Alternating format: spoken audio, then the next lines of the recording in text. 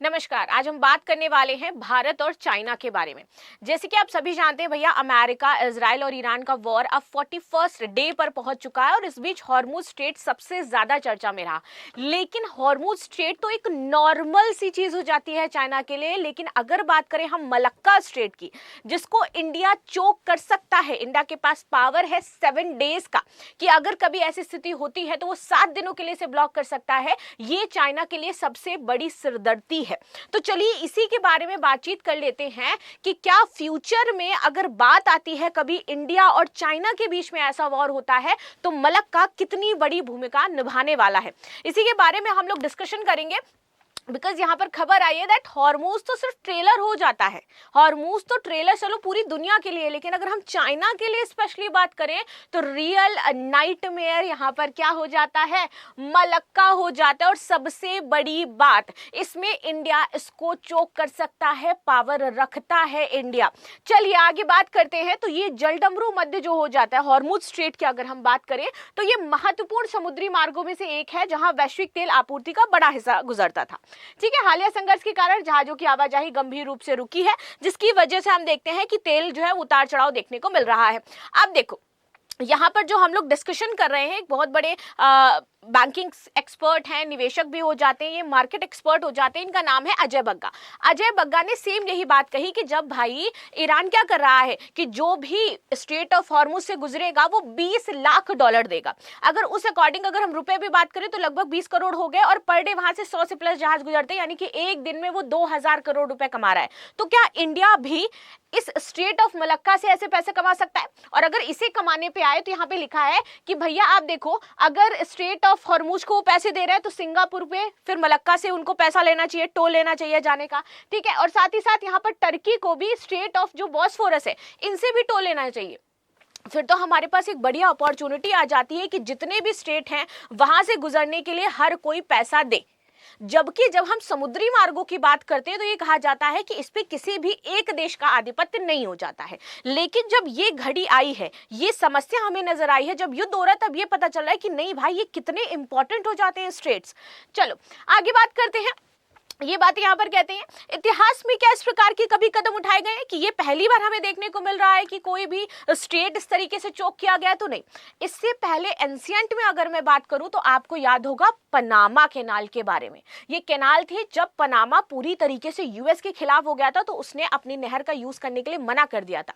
यहां तक कि यूएस इतना ज्यादा परेशान हो गया था कि वो नई पनामा नहर बनाने जा रहा था, लेकिन फाइनली जो मैटर था वो रिजॉल्व होता है। सेम स्वेज कैनाल के साथ हुआ। इजिप्ट ने यहाँ पर अपना उस पर आधिपत्य जमा लिया था और जो ब्रिटिशर्स हैं, ब्रिटेन है, उसको वहां से सामान आवाजाही करने पर बैन लगा दिया था कि आप अपना कोई भी सामान लेकर के नहीं जाओगे। अब जब उनकी सामान आवाजाही नहीं हो पा रही थी, चीनी, तेल, इन सब की कीमतें बढ़ती जा रही थी, तो फाइनली फिर वहां पर चीजें हो जाती हैं और सुएज कैनाल को लेकर के यहाँ पर आउटकम निकाला जाता है। तो एंशिएंट में भी ऐसा हुआ है कई बार, और जो देश हैं उन्होंने स्ट्रैटेजिकली इसका यूज किया है अपने बचाव में। और युद्ध की जब स्थिति आती है या फिर कोई संघर्ष होता है तो सबसे पहले ये ब्लॉक किए जाते हैं। अब देखो, लगभग $20 लाख प्रति जहाज ये प्रस्तावित किया गया है, यानी कि ईरान तो संपन्न हो जाएगा अगर ऐसा ही हमेशा चलता रहा। तो ये निर्णय व्यापक प्रभावों को देखते हुए लिया गया और इसका गहन विश्लेषण बहुत ज्यादा आवश्यक हो जाता है कि क्या अब ये जो युद्ध है वो इन स्ट्रेट्स, कैनाल्स, इस पर डिपेंडेंट हो जाएंगे, क्योंकि हर कोई फिर कहेगा कि भैया हमारे पास जो है अब हम यहाँ से गुजरने के लिए आपसे पैसे ले लेंगे। एक बार लोकेशन देख लेते हैं हम क्यों यहाँ पर बातचीत कर रहे हैं और कैसे इंडिया यहाँ पर अपना आधिपत्य जमा करके इनसे टोल टैक्स ले सकता है, यानी कि चाइना को झुका सकता है इंडिया। चाइना क्या करता है, इंडिया ओशन में अपना आधिपत्य जमाने का ट्राई कर रहा है, तभी तो हमने क्वाड बनाया ना। तो अब हम इसे पूरी तरीके से टैकल कर सकते हैं। ये हो जाता है हमारा क्या, जिसकी हम बात कर रहे हैं, स्ट्रेट। कौन सा? Malacca strait. अब देखो यहां पर अगर हमें इसको टैकल करना है तो कैसे कर सकते हैं? तो सबसे बढ़िया साधन है नेवी को यहां पर ग्रो किया जाए। नेवी को अगर हम डिप्लॉय कर दे अंडमान निकोबार में, यहां पर एक बनाया भी जा रहा है पूरी तरीके से सिस्टम। ठीक है, एक आप देखोगे थिएटर कमांडर यहाँ पर बनाया जा रहा है, थिएटर कमांड पूरी तरीके से डेवलप किया जा रहा है। तो ये थिएटर कमांड हम इसीलिए बना रहे हैं कि फ्यूचर में यदि ऐसी कोई सिचुएशन आती है, हमने अभी से तैयारी करना शुरू कर दिया है। ये इंडिया के लिए एक स्ट्रैटेजिक पॉइंट है और इंडिया बहुत अच्छे से इसको जानता है, और इसीलिए हम चोक करने के लिए अभी से तैयारियां कर रहे हैं कि अगर फ्यूचर में चाइना बहुत ज्यादा अकड़ दिखाता है तो हमारे पास थिएटर कमांड भी है, हमारे पास नेवी भी है, रोक करके भैया तुमसे हम टोल टैक्स जरूर ले लेंगे, और हमारे पास लिखित में पावर भी है कि 7 दिन के लिए हम इसको बंद भी कर सकते हैं, ऐसी कोई समस्या अगर होती है तो ना। अब देखिए ये सारी चीजें तो यहाँ पर स्टेट ऑफ मलक्का को लेकर के कही जा रही हैं। इसी बीच एक सीज फायर हुआ था, भैया ट्रंप बड़े परेशान हो गए, इन्होंने बोला कि बातचीत हमने बहुत कर ली, लेकिन अब जब तक ये शांत नहीं होंगे तो हम क्या करेंगे, अपने जो भी लड़ाकू है विमान हो जाते हैं, चाहे वो फोर्सेज हैं, हम ईरान के आसपास से हटाएंगे नहीं। तो इनका ये मुद्दा चल रहा है। अब देखो जिस तरीके से हमने देखा स्ट्रेट ऑफ हॉर्मुज बंद किया गया, जो ईरान है वो पूरी तरीके से डटा हुआ है, यूएस घुटनों पे आने के लिए तैयार है। उसके बाद बाबल मंदेब को भी ये बंद करने की बात कर रहे थे कि हम इसको भी बंद कर देंगे। ऊर्जा संकट बहुत बड़ा है और यूएस कुछ नहीं कर पा रहा है। अब आप सोचिए कि ये जो स्टेट ऑफ मलक्का हो जाता है ये कैसे इंपॉर्टेंस रखता है। अगर ये दोनों बंद हो जाते, जो आपके पास एग्जाम्पल है, इसके बलबूते ईरान जीत रहा है, ईरान को जीता हुआ देश बताया जा रहा है, और डोनाल्ड ट्रंप को ये ट्वीट भी करना पड़ा। इसी बीच नॉट अ क्रेडिबल पेयर, अब बीच में आए थे पाकिस्तान कि भैया हम सीज फायर करा देंगे। ठीक है, थोड़ा सा ये समझ लेते हैं बैकग्राउंड में क्या क्या हुआ। तो इनका भी क्या समझ में आया कि ये इनकी चल रही है ड्राफ्ट डिप्लोमेसी।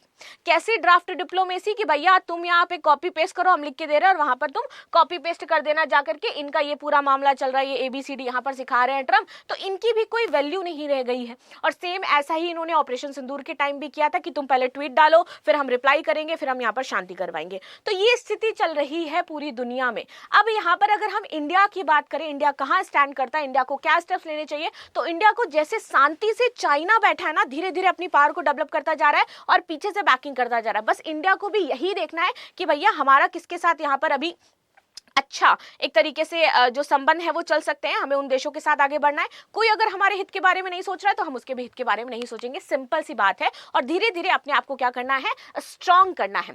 चलिए आगे बातचीत कर लेते हैं। बाबल मंदेब कितना स्ट्रांग था या कितना इंपॉर्टेंट है ये आप समझ चुके हैं, क्योंकि 60 से 70 लाख बैरल डेली का तेल यहां से आ रहा था। अब देखो इसको, जिसकी हम बात कर रहे हैं, ये जो स्वेज कैनाल रूट हो जाता है और ये जो हमारा रूट हो जाता है एक कौन सा, बाबल मंदेब वाला और स्ट्रेट ऑफ मलक्का द्वारा। देखो जो भी यहाँ पर यूरोप से सामान आता है ना, 2 रूट से आता है हमारा। ठीक है, देखो यूरोप से अगर कोई भी सामान होएगा, चाइना का तो मेडिटेरियन सी होकर के, रेड सी होकर के कहां से आता है, स्ट्रेट ऑफ मलक्का से, देन जहां जाता है हमारा चाइना पर। अब देखो यहां से अगर ये लेकर के आते हैं केप ऑफ गुड से, तो केप ऑफ गुड से भी जो लेकर के आते हैं वो भी स्ट्रेट ऑफ मलक्का से ही होकर के जाता है, यानी कि इनको गुजरना स्ट्रेट ऑफ मलक्का से ही पड़ेगा। और यहीं पर हमारा भारत हो जाता है इधर, और इधर हो जाता है अंडमान, इधर आपका सिंगापुर एंड मलेशिया हो जाता है। तो पूरी तरीके से हमारे पास है तो ये पावर कि आपका जो भी व्यापार है, और इंपॉर्टेंस में आपकी बताऊं कि इसकी कितनी ज्यादा हो जाती है, इंपॉर्टेंस तो इतनी ज्यादा है क्योंकि 80% इनका व्यापार यहां से जा रहा है डेली। अगर मैं बात करूं 66,000 से ज्यादा जो वेसल्स है वो यहां से गुजर रहे हैं, और इधर के साइड के लगभग 25% व्यापार का हिस्सा यहां से होकर के गुजरता है। ये है मलक्का की पावर, जिसको ब्लॉक करने की पावर हमारे पास हो जाती है अगर समय आता है तो। ठीक है, अब आपको बताना है कि इसका उपयोग हमें कब करना है, और करना भी है या नहीं करना है। खैर, इसी बीच हमने देखा कि क्या इस समय यूएस के साथ हो रहा है, तो अब नेतन्याहू भी कह रहे हैं कि भैया मेरे से बिना पूछे अगर तुम सीज फायर करोगे तो हम तो उसका उल्लंघन करेंगे ही करेंगे। ट्रंप कह रहे हैं सीज फायर करो, नेतन्याहू यहां पर मिसाइल पे मिसाइल छोड़े चले जा रहे हैं। उन्होंने हमला कर दिया, लेबनान पर हमला कर दिया, और सबसे बड़ा धक्का यहाँ पर यूएस को क्या लगा कि देखो हम पैसा भी लेंगे स्ट्रेट ऑफ हॉर्मुज में, वो भी डॉलर में नहीं लेंगे, क्रिप्टो में लेंगे। तो इस तरीके से यूएस को झुकाया जा रहा है यहाँ पर, और जो सीज फायर है उसका कोई मतलब ही नहीं है क्योंकि लेबनान पर इन्होंने हमला कर दिया है। अब लेबनान पर हमला करने से कैसे सीज फायर यहाँ पर टूट गया ये समझना जरूरी है कि क्यों बोला जा रहा है कि लेबनान पर हमला किया तो ये सीज फायर खत्म हो गया। रीजन इज दैट, देखो अगर हम यहाँ पर देखें जो सीरिया है, सीरिया में ये लेबनान हो जाता है, ये हिजबुल्लाह हो जाता है, जो काम करते हैं, एक टेरर ऑर्गेनाइजेशन आप कह सकते हो। फिलिस्तीन में आपका हमास हो जाता है। अगर इधर बात करें येमेन में आपके हुतीस हो जाते हैं, बहरीन में अल अशर हो जाते हैं। ये सभी प्रॉक्सी हो जाते हैं ईरान के, जिनको पालता पोसता है पूरी तरीके से ईरान। तो ईरान का ये एक फंडा है कि अगर किसी ने भी इन पर हमला किया तो वो किस पर हमला माना जाएगा, ईरान पर हमला माना जाएगा। और इन्होंने किस पर हमला किया है, लेबनान पर हमला किया है। तो इस वजह से ये हमला क्या हुआ कि सीज़फायर खत्म हो गया भैया, अब तो हम तुम्हारे ऊपर हमला करेंगे ही करेंगे। चलिए आगे आ जाते हैं और समझ लेते हैं कि ये किस तरीके से और इंपॉर्टेंस रख रहा है स्ट्रेट ऑफ हॉर्मुज, क्योंकि हमें पता है कि क्या क्या चीजें हैं और कई बार डिस्कस कर चुके हैं। लेकिन ये जो बाब अल मंदेब बीच में घुसा है, क्या ये पहले भी ब्लॉक हुआ है? तो 1973 में ब्लॉक किया गया था, 2000 में ब्लॉक हुआ, 2015 में ब्लॉक हुआ, 2023 में भी हुतीज ने इसको ब्लॉक किया। इसीलिए इसे आंसुओं का दौर कहते हैं, क्योंकि हर बार यहाँ पर इस तरीके की घटनाएं होती हैं और इसको ब्लॉक कर दिया जाता है। ये क्रूशियल रूट हो जाता है क्योंकि हुती हमला करते हैं इस पर। खैर, अब भारत पर इसका क्या प्रभाव पड़ेगा? बाब अल मंदेब जो बंद हो रहा है, इंडिया पर क्या प्रभाव पड़ेगा? तो ये दांव बेहद ही महत्वपूर्ण हो जाता है भारत के लिए, क्योंकि लगभग 95% जो व्यापार है वो हम समुद्र के रास्ते करते हैं। और इसमें जो सबसे ज्यादा हम व्यापार करते हैं स्ट्रेट ऑफ हॉर्मुज से करते हैं। इसके बाद हम यहाँ पर स्वेज कैनाल जो प्रणाली है रेड सी की, उससे करते हैं। स्ट्रेट ऑफ मलक्का से करते हैं, बाब अल मंदेब से करते हैं। अब रेड सी का शिपिंग मार्ग जो कि भारत के यूरोप और उत्तर अफ्रीका के साथ व्यापार के लिए बहुत ही ज्यादा इंपॉर्टेंट हो जाता है। ठीक है, अब अगर हम 2023 और 22 की बात करें तो देश ने 50% निर्यात और 30% आयात का हिस्सा इन्हीं क्रिटिकल रीजन से होकर के गुजरा। अब अगर ये भी बंद हो जाएगा तो सोचो इंडिया पर कितना बड़ा इफेक्ट देखने को मिलेगा। ठीक है, चलिए, तो इसलिए जो ये बंद हो रहा है ना, वो हमारे लिए घातक हो जाता है। खैर, आगे आ जाते हैं। अब यहाँ पर लिखा हुआ है the Malacca dilemma. Malacca dilemma कैसे हो जाता है? क्योंकि आपको बताया कि इंपॉर्टेंस कितनी है। 80% इनका तेल रूट व्यापार सब यहीं से हो रहा है। 66,000 वेसल यहाँ से गुजर रहे हैं। 25% का जो आयात निर्यात है वो भी इसी रूट से हो रहा है। और साथ ही साथ किसी भी, जब हम भू राजनीतिक स्थिति की बात करते हैं और वहां पर जो समुद्री मार्ग हो जाते हैं, वो हर एक नेशंस के लिए इंपॉर्टेंस रखते हैं। चाहे वो आपके वाटर बॉडीज हो जाएं, आप जब भी हम देखते हैं कि जो भी बाउंड्री एरियाज होते हैं या बॉर्डर एरियाज होते हैं वो कितने ज्यादा इंपॉर्टेंट होते हैं। तो वैसे ही जब भू राजनीति की बात आती है तो ये जो स्ट्रेट्स हो जाते हैं, समुद्र तट हो जाते हैं, आपके जो कैनाल्स हो जाती हैं, वो बहुत बड़ा रोल अदा करती हैं। और इसीलिए चाइना का ये मलक्का डायलेमा है जहां पे ये बेचारा परेशान रहता है। The Malacca dilemma is strategic vulnerability for the People's Republic of China due to its heavy reliance in the Strait of Malacca, क्योंकि इनकी डिपेंडेंसी बहुत ज्यादा है स्ट्रेट ऑफ मलक्का पर। Critical maritime choke point हो जाता है connecting the Indian Ocean and the South China Ocean. और सबसे ज्यादा जरूरी बात, क्योंकि ये इंडियन ओशन और जो हमारा साउथ चाइना ओशन है इसको कनेक्ट करता है। And this narrow strait accommodates over 60,000 vessel annually. और एनुअली यहाँ पर 60,000 जो वेसल है गुजरते हैं यहाँ से। Then India and China fight for the gates of the state of Malacca. और अगर फ्यूचर में कोई दिक्कत होती है तो इंडिया एंड चाइना इसी गेट के लिए लड़ेंगे। और ये इंपॉर्टेंस अब चाइना को भी समझ में आ गई है इसकी, और इंडिया को तो समझ में आ ही गई है। दूसरा सबसे इंपॉर्टेंट चीज, इसको चोक करने के लिए हमने अभी से तैयारी शुरू कर दी। अगर आपको पता हो तो 2026 में हमने एक डील साइन करी। किसके साथ डील साइन करी थी? मलेशिया के साथ हमने डील साइन करी थी रक्षा को लेकर के। साथ ही साथ हमने वहां पर जो तकनीकी है, संसाधन है, इसको लेकर के एक डील साइन करी थी 2026 में, तकनीक और रक्षा सहयोग। और साथ ही साथ हमने सिंगापुर के साथ भी एक डील साइन कर रखी है। वो किसको लेकर है?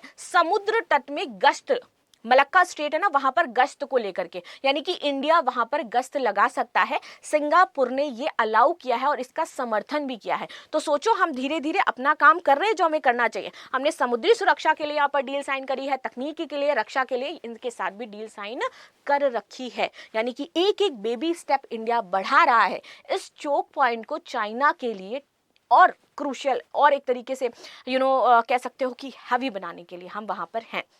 प्लस और हम क्या कर रहे हैं तो आपको पता होगा, क्योंकि ये अंडमान निकोबार, ये है ना हमारा अंडमान सी हो जाता है और यहाँ पर इंदिरा पॉइंट है। यहाँ से अगर देखा जाए तो आप देखोगे जो स्ट्रेट ऑफ मलक्का और यहाँ पर सिंगापुर का एक छोटा सा पॉइंट पड़ जाता है, पोर्ट पड़ जाता है, वहाँ से सिर्फ 104 न्यूटिकल माइल दूर हो जाता है। ठीक है, जहाँ से आवाजाही के लिए। और यहाँ पर तो हम ग्रेट निकोबार एक प्रोजेक्ट भी चला रहे हैं। ग्रेट निकोबार प्रोजेक्ट में हम क्या कर रहे हैं तो आप देखोगे तो ट्रांजिट पोर्ट बना रहे हैं, ग्रीनफील्ड एयरपोर्ट बना रहे हैं। ग्रीनफील्ड एयरपोर्ट काम करेंगे जो सिंगापुर पोर्ट पर हमारी डिपेंडेंसी है उसको कम कर देगा, प्लस साथ ही साथ चाइना को स्ट्रैटेजी टैकल करने में हमारी मदद करेगा। यानी कि धीरे धीरे एक हम डिपेंडेंसी भी कम करते जा रहे हैं, क्योंकि सिंगापुर जो पोर्ट है वो काफी बड़ा है, गहरा है, तो बड़े जहाज वहां पर आ जाते हैं और हमारे बड़े जहाज नहीं आ पाते हैं अंडमान पे, तो हमें फिर बड़े जहाजों से छोटे जहाजों में ट्रांसफर करके फिर सामान ले जाना पड़ता है। तो इसलिए जब हम बड़ा एक ट्रांजिट पोर्ट बना लेंगे तो वो बड़े वेसल की जो समस्या है वो यहाँ पे समाप्त हो जाएगी। खैर, ये जो रियल नाइटमेयर है वो तो मैं आपको बता ही चुकी हूँ कि किस तरीके से रियल नाइटमेयर चाइना के लिए बना हुआ है। नाउ सीज फायर ब्रोकन, जो मैंने आपको बताया कि सीज फायर भी ब्रोक हो गई है, यानी कि युद्ध ये रुकने वाला है नहीं। युद्ध 41वें दिन पर पहुंच गया है, पता ही नहीं चलेगा आपको कि कब हम 50-60 पर पहुंच गए हैं। धीरे धीरे करके ऐसे ही समस्या और ज्यादा बढ़ती चली जाएगी। तो इस पर आप सभी की क्या राय हो जाती है जरूर बताइएगा। And this war is not over, नहीं होने वाला है, लेकिन इंडिया अपनी डिप्लोमेसी को जरूर मजबूत कर रहा है, स्ट्रेट ऑफ मलक्का पर जरूर ध्यान दे रहा है, और आप देखिएगा फ्यूचर में ये कितना बड़ा क्रूशियल पॉइंट बनने वाला है। और China is not going to deny this, China को भी ये बात पता है, इसीलिए चाइना धीरे धीरे इंडियन ओशन में अपनी बढ़त को बनाता जा रहा है। इंडियन ओशन में वो अपने वेसल्स को तैनात करना, छोटे छोटे पोर्ट्स बनाना, ये सारे काम कर रहा है। और इसको टैकल करने के लिए हम अंडमान में अपना ग्रेट निकोबार प्रोजेक्ट के साथ सिंगापुर और मलेशिया जैसे देशों के साथ संबंध को मजबूत कर रहे हैं। तो इस पर आप सभी की क्या राय है जरूर बताइएगा। मिलते हैं नेक्स्ट क्लास में, तब तक के लिए धन्यवाद। लाइक शेयर सब्सक्राइब करना बिल्कुल भी ना भूलें, and thank you so much.